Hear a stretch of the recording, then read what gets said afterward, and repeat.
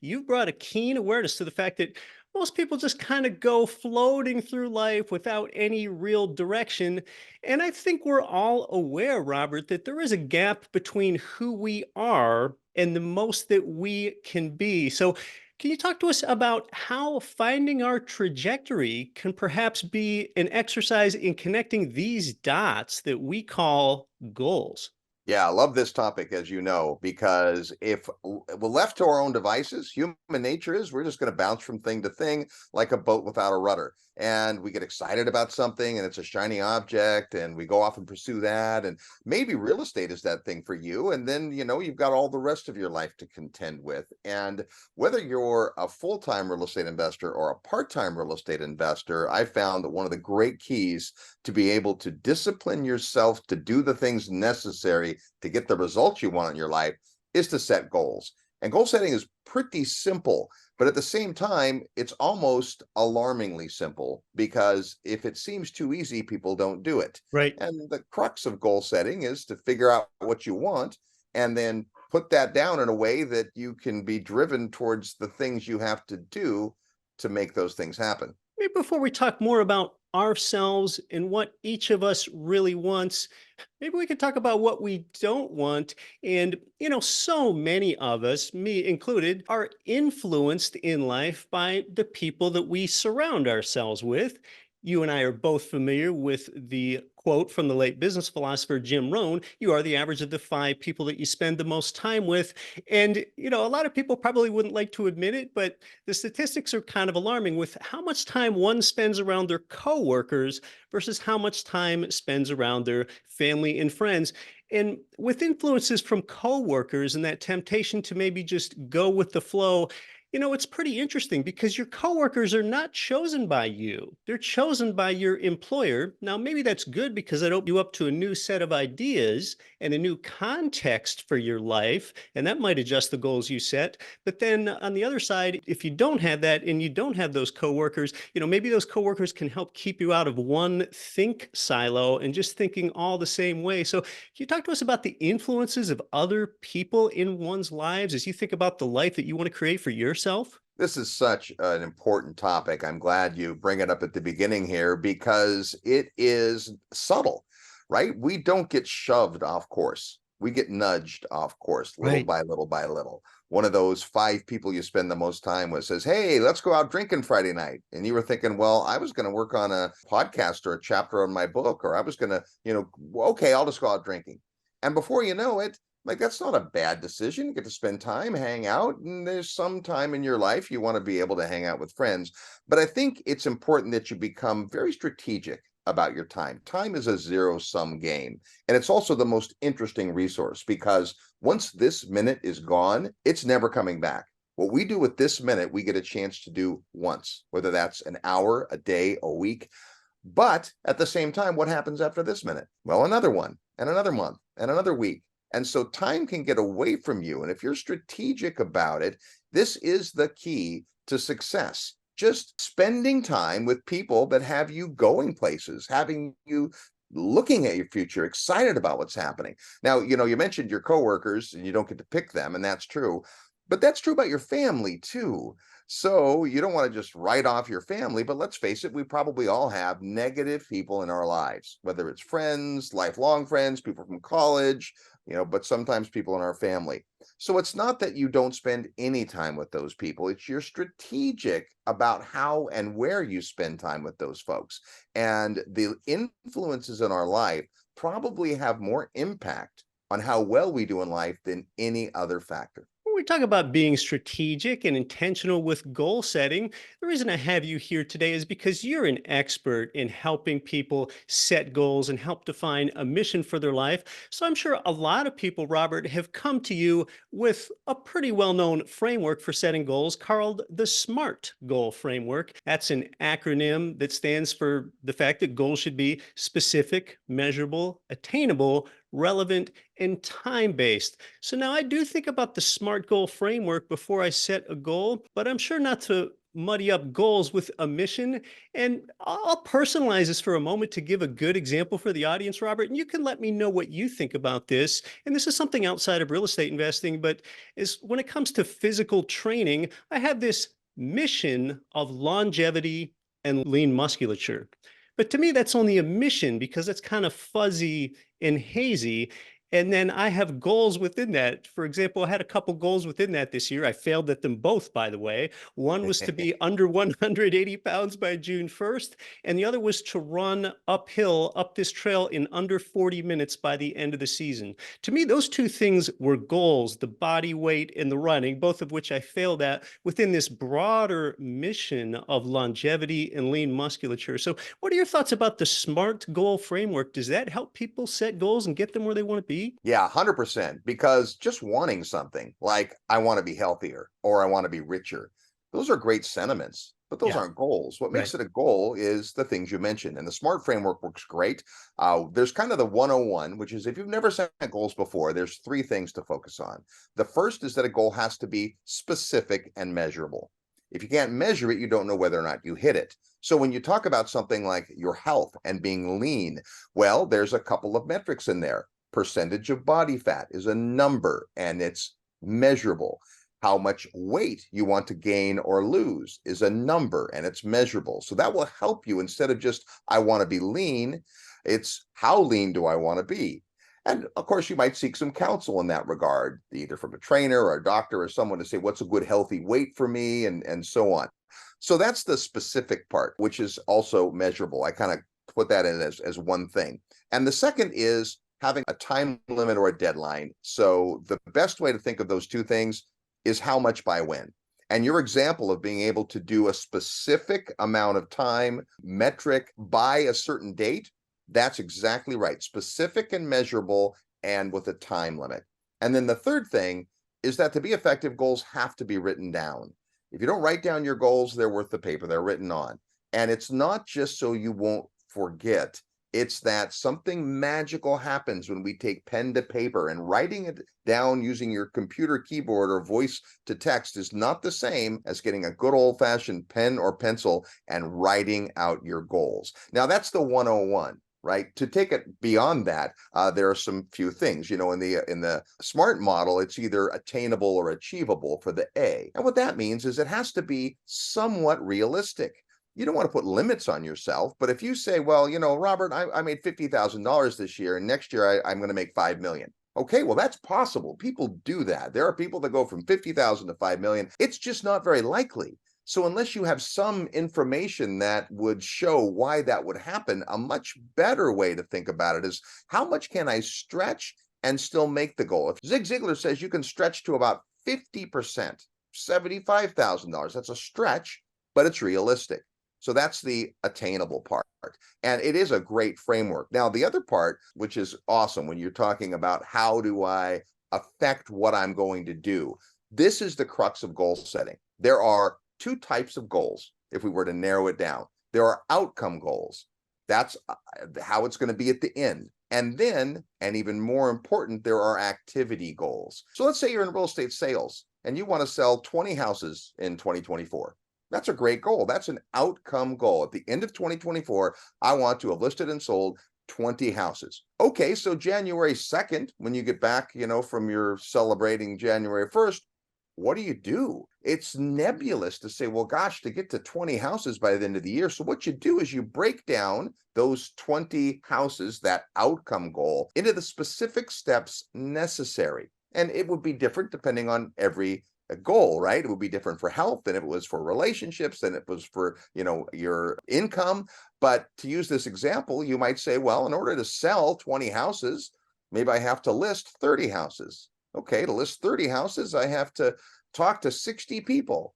Okay, well, to talk to 60 people, I got to get 200 people on my list, and so on and so forth, until you break it down to the actual activity you can do January 2nd. So it might look like this. On January 2nd, I have to talk to 4 new people. I have to send out emails or letters or postcards to 10 new people. And if I do that, if I do those two things, following the numbers all the way to the end of the year, that should result in my 20 houses. Now, how do you know what those numbers are? That's from your practice. You've done this before. If you're brand new in the business, you would get counsel from folks that are already doing that. Back to the 5 people you spend the most time with, right? Surround yourself with folks that have already done what you want to do, and then break down the outcome goal into the activities necessary to achieve the goal. Oh, this is great step-by-step guidance. After I knew I failed at those 2 goals I shared with you, part of me tried to reassure myself and tell myself that, well, a lot of people don't even set concrete goals, so I ought to be okay about it because I've definitely ended up more fit. But then at the same time, I don't always want to be comparing myself to normalcy, or that's just a recipe for mediocrity. But maybe just here as the, introductory beginner goal setter that I am, I would have been more successful had I written them down and had I made more intermediate steps in order to reach those 2 goals that I told you about. So I learned a little something there. I'm your host, Keith Weinhold, with Robert Helms of The Real Estate Guys. More on goals when we come back. You're listening to Get Rich Education. We offer free investment coaching. Yes, real estate pays 5 ways at the same time. That's super interesting, but you might not know what to do next. If you're ready to buy income property, our GRE investment coaches have their MBAs. They're real estate investors themselves, and they're here to help you. If you're new to buying across state lines, they hold your hand through the process. If you're a more experienced investor, they help you evaluate the GRE property inventory to help you decide which geographies are most conducive to your goals. Access help and off-market deals by getting in touch with our investment coaches. It is free, so use this resource, take action. You can get started at gremarketplace.com. Welcome back to Get Rich Education. We're talking with Robert Helms of The Real Estate Guys about goals, but we're not talking so much about real estate today because many people use real estate in order to fuel their other goals in life. So many people just go floating through life without many goals. I could do a better job with my goal framework myself, as I think you just learned there. And Robert, I think some people, they might be dismissive of goals because some people have the mindset where they're thinking, well, I'm just ordained to live a life like this, or I'm just destined to live a life like this. I don't know that our audience necessarily thinks that way, but I'd like to get your input on this. We recently had an Instagram poll over on our Get Rich Education Instagram page, and the poll was simple. Are you destined or are you made? And 75% of respondents chose that they are made rather than that they are destined. So, what are your thoughts with regard to that as we set goals for this trajectory in our life? That is a world-class question. We always say if you want great answers, you have to ask great questions. And that's a great question and something people don't think about. There are folks that believe that they are completely self-made and that it's up to them. If it's to be, it's up to me. And I completely respect that. And then there are folks that believe that no, something is written on my heart. Something tugs towards me. I have a destiny. I have a life work that I Right. need to pursue. And I respect that as well. So, we for years have done an annual goal setting retreat that we call Create Your Future. But people wrestle with this. And I would say I've kind of witnessed the same thing. About 3/4 of the people resonate with Create Your Future. But the very first evening of the event, I also submit to the attendees that if you feel called, if you feel like I have a destiny, but I'm not clear about it, then I just suggest that they reframe the entire event by the original title we used, which was Discover Your Destiny. So whether you believe that there is a destiny, a calling for you, or you've got to figure it out, this process of thinking about your goals, breaking them down to action steps, making sure they're in alignment with your vision, having that mission that you talked about, right? All those things will serve you kind of either way. Yeah, that's a rather deep existential question that I think some people need to figure out, I would imagine, before they develop their goals. So now that we've talked about mission and goals somewhat, Robert, can you tell us about some of your more successful people and some real success cases you've seen with people that have actually achieved goals and gotten this life satisfaction about becoming the most that they can be? Yeah, love that. The reason I keep doing this part of my life is because of the results people get. It's Yeah, absolutely astounding. We've watched people go from modest means to incredible success, and not just monetarily, although that certainly happened. One of my favorites is a young gentleman who was drug along to this goal setting event we do every year by his dad. His dad had been 3 or 4 years, brought his son, and his son was kind of lackadaisical, had a job that paid okay, but he was living at home. He was 50 pounds overweight, just kind of plodding through life. Well, I'll tell you, after 3 years, this guy was a brand new guy, and he has completely changed his life. He's fit as can be. He found the woman of his dreams, which was something he thought might never happen. He's not no longer working at a job that he just, deals with. He loves his career. Like, everything has changed, and he gives credit to that, to finding this clarity. So here's the essence of goal setting. Your two best friends are clarity and focus. You have to get clear on exactly, specifically what you want and the steps to get there. Most people are not clear. They're vague, they're nebulous. They kind of know what they want to do, but they aren't sure. And so you need a process to help you uncover and get that clarity. And then once you have that clarity, focus. Brian Tracy says, and this is a deep one, all of life is the study of attention.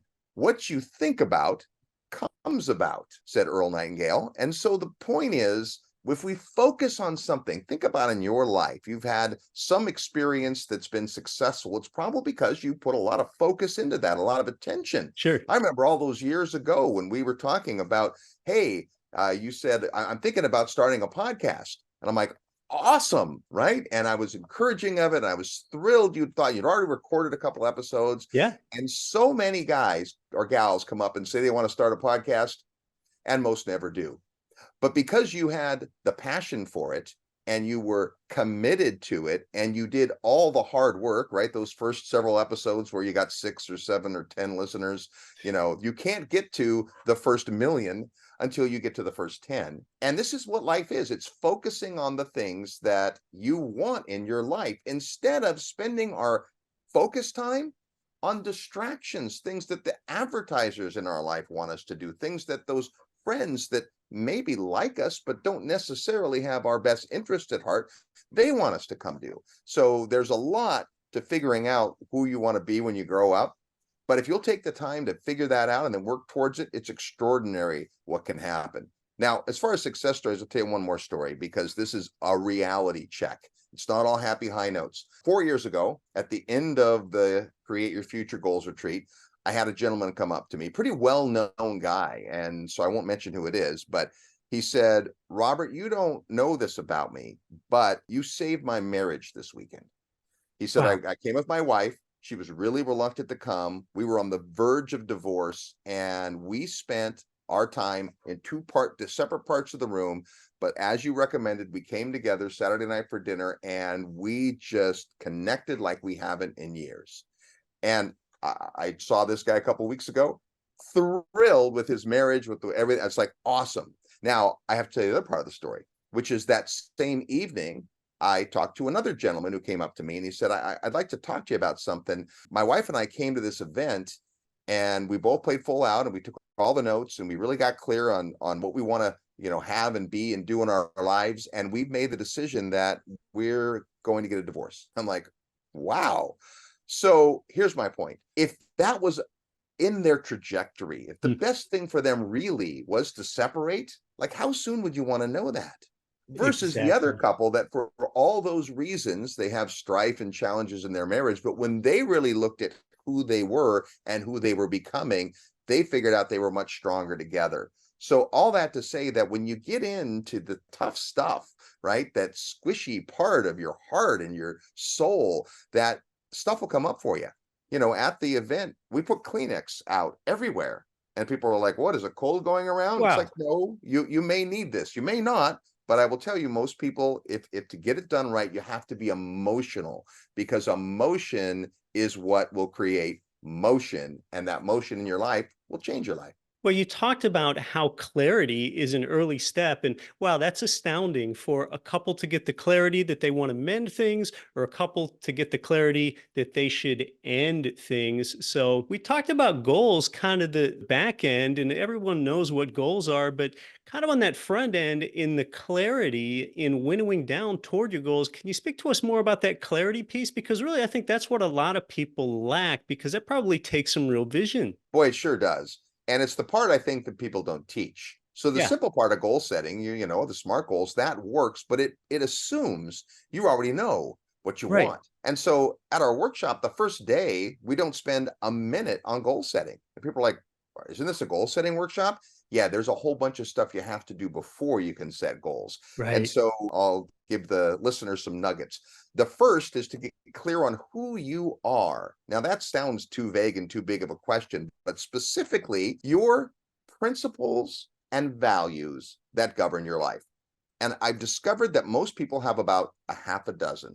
There's about a half a dozen things that you value that really, really matter to you. And I don't even want to prime the pump. I don't even want to put words out so people, jump into that and go, oh, yeah, that sounds good. Instead, you have to spend some time alone or with some awesome music or how whatever's best for you to get into that state and then really delve deep onto the things that matter in your life. What principles guide your life? What's super important to you? If you could only have two or three things in your life, what would they be? And you start to get clear on really what matters because most of us are busy. We're busy doing all kinds of different things. And busy is not necessarily the path to success. Sometimes you have to take things off your plate in order to do more. As we like to say, you have to say no to the good in order to say yes to the great. Right. And most busy people really need to do some changes in that regard first. The things that maybe you've been doing, but you really aren't suited to or you don't enjoy doing, you offload those things. You learn how to delegate some of that. And then if you can spend time thinking through what matters to you as a person, independent of real estate or your career or even your family life, just the values and principles that guide you, now you start to open up to that clarity. And then we take you through a whole bunch of exercises to imagine what life would be and pay attention to things that you are good at. Most people don't give themselves enough credit for their skill sets.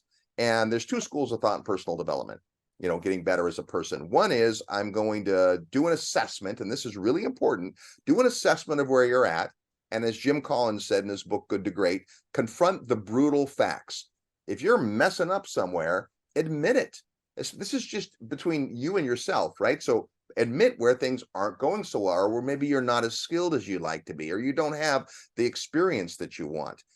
And then you take an assessment of the places that you're pretty good at. We don't like to pat ourselves on the back publicly, but in the privacy of your own mind, figure out, hey, there are some things that I'm skilled at. Either I have learned and developed a skill, I'm naturally, drawn towards a behavior that's positive, whatever that might be for you. And then school of thought number one is I'm going to look at all the things I'm not very good at and try to get better at them. And if I do that, that'll make me a better person. And that's true. The second school of thought is I'm going to do the same exact assessment, except I'm going to look at the things that I'm really good at, and I'm going to design my life so that's what I spend my time doing. And the things I'm not good at, I find out how to have somebody else do those things. You can probably tell from my energy, that's the school of thought I subscribe to, but both will work. But if you will focus on your unique talents and gifts and those things you are destined to be, then that's how you become the next best version of you. Oh, these are key pieces in finding the clarity that you need to go ahead and set goals. We all become victims of weapons of mass distraction. Robert, oftentimes I joke about how I can't believe how much stuff I get done when my iPhone is over on the charger because I can't be on the iPhone at all.